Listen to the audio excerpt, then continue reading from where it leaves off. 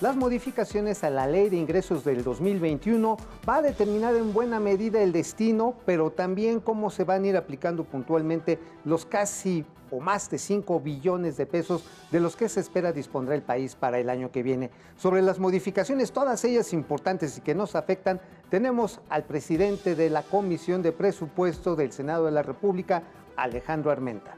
No se lo pierdan. La Ley de Ingresos 2021 contempla una serie de modificaciones, entre ellas la más relevante para el bolsillo de las familias es la eliminación de un aumento de hasta 56% en el costo de los servicios de telecomunicaciones y telefonía.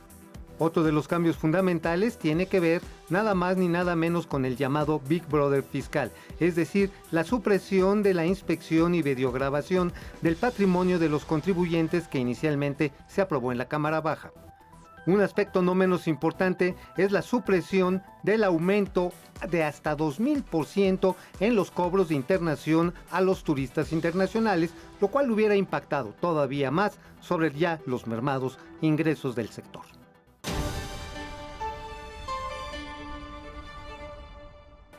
Pues la ley de ingresos ya está aprobada para este 2021 y vienen cambios bien interesantes para fortalecer el estado de las finanzas de nuestro país, para seguir avanzando y transformando a este país. Y para hablar de ello invitamos al presidente de la Comisión de Hacienda y Crédito Público del Senado de la República, el senador Armenta. Bienvenido, senador. ¿Cómo está usted?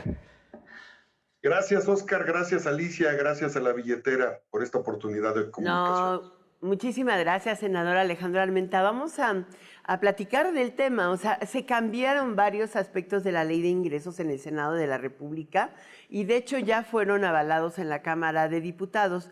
Pero sí es importante porque han generado mucha confusión y pareciera como que salió tal y como la habían mandado los diputados y tú hiciste un gran esfuerzo para suavizarla, ¿no? En el tema de digitales está bien interesante, ¿eh? No solamente de digitales, de espectro radioeléctrico, de Big Brother fiscal, o sea, realmente le pusiste un límite. ¿Por qué no nos cuentas? Big Brother fiscal, empezamos por ahí. Big Brother fiscal. En septiembre hubo un parlamento abierto que encabezó el senador Ricardo Monreal. Y como fue hace un año que hubo 10 reservas a favor de los sectores productivos, de las cámaras y de quienes generan ingreso en nuestro país, en esta ocasión se hizo lo mismo, 6 reservas. El Big Brother significaba violentar de alguna forma el artículo 16 constitucional que señala que nadie puede ser molestado en sus bienes, propiedades, posesiones, si no es por mandato judicial. Eso se eliminó porque escuchamos a los sectores productivos, porque no pueden pagar justos por pecadores, Alicia, Oscar, y porque estamos a favor de la lucha contra la corrupción que encabeza el presidente y sabemos que el SAT ha hecho un trabajo extraordinario en materia de recaudación, pero quedamos con la jefa del SAT que vamos a analizar una iniciativa que sin violentar el derecho a la propiedad privada, sin violentar las garantías constitucionales que enmarca el 16 constitucional, vamos a revisar cómo podemos continuar y profundizar en esta lucha contra la evasión fiscal. Pero esto fue a favor de los contribuyentes que pagan y que cumplen con sus obligaciones. A ver, esa sería la primera, un cambio. Se eliminaron. Nadie tiene que llegar a tu casa a grabar. Creo que eso es lo importante. Luego también se suavizó bastante lo de la ley de, o sea, el cobro de derechos en materia de espectro radioeléctrico para uso celular. Aunque sí quedó una parte que no estaba grabado nunca. A ver, cuéntanos. ¿Cómo quedó? Bueno, se pretendía un incremento del 56%. Esto sí, o sea, nos sacaba de todo. Imagínense, millones de familias que hoy en México, por el confinamiento, tienen que contratar más telefonía celular para que sus hijos puedan atender las clases en casa. Niños jóvenes, millones de niños y jóvenes están recibiendo clases en este momento y los usuarios iban a pagar 56% más. Lo mismo iba a suceder con Internet. Eliminamos, bajo la coordinación del senador Ricardo Monreal y el grupo parlamentario de Morena, que fue el que propuso este cambio, eliminamos el 56% que seguramente trasladarían directamente a quien hoy está Imagínate que tenías una cobertura o un contrato y vas a contratar por este periodo 3 veces más el No, pues muy servicio de internet y telefonía. ¿Y Lo al final cómo eliminamos quedó? solamente el 3% que El corresponde 3. a una actualización de la inflación. Solamente se actualiza la inflación. Así es que no hay forma de que argumenten un incremento mayor al 3%. Ahora, ¿qué pasa con las Pero plataformas sí digitales también? queda grabado el espectro, digamos que se utilizaría para lo que llaman 5G, o sea, para tecnología más nueva, porque creo que el Instituto Federal de Telecomunicaciones va a tener una subasta de espectro. ¿Se cuidó que estuviéramos en condiciones igual que las internacionales? Sí, desde luego, esta parte, Alicia, es muy importante. Tuvimos incluso parlamento abierto con las áreas de telecomunicaciones del gobierno de la República y con los empresarios. Tuvimos reuniones, lo que nunca se había hecho todo el mes de septiembre, hubo encuentro con sectores productivos, escuchamos y por eso, porque se generaría una carga económica en este momento que la población está afectada, sería tener insensibilidad frente al consumo de este tipo de usos, tanto el uso tecnológico de banda ancha como el uso de Internet que se ha multiplicado. Y por eso también entendimos que era necesario flexibilizarnos frente a la pretensión de incrementar el porcentaje de contribuciones de las plataformas digitales, que fue otro tema. El tema de Claro, ¿por qué no nos plataformas hablas de digitales. eso? Bueno, el O- tema de plataformas, Oscar, era también,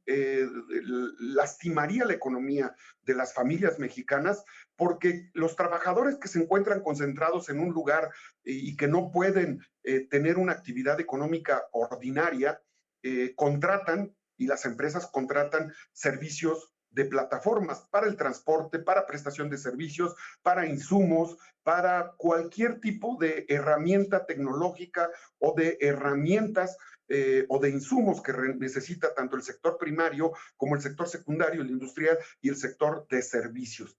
Esto hizo que disminuyéramos estas pretensiones y desde luego platicamos este hecho con los prestadores de servicios.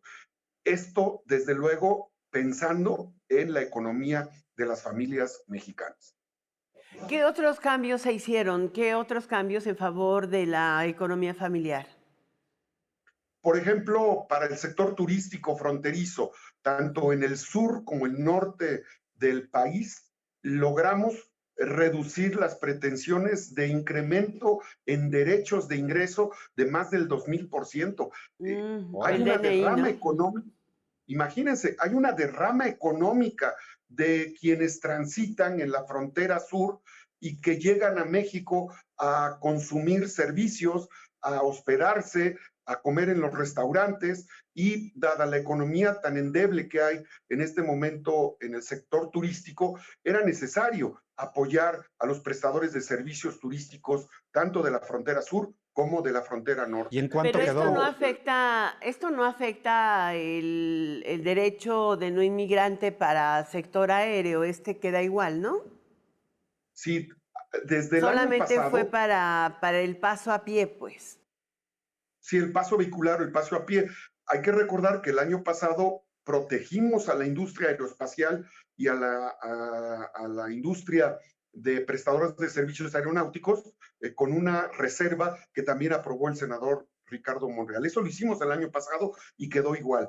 Otro tema fundamental que pareciera menor, pero hay comunidades de lancheros en la zona de Quintana Roo que Ajá. se verían afectados por la prestación de servicios. Se pretendía cobrarles 1,500 pesos por la prestación de un servicio cuando de impuesto para la Ándale. protección de protección ambiental. Se dejó en 300 pesos, que es un recurso que consideramos será útil para la preservación del medio ambiente y lo hicimos pensando en el cuidado del medio ambiente, pero no afectando la economía de los lancheros que viven del turismo y que sería una afectación comunitaria muy consistente. Por eso esta... ¿Eso solamente para Quintana Roo o aplica a todas las lanchas en las marinas de todos los centros turísticos?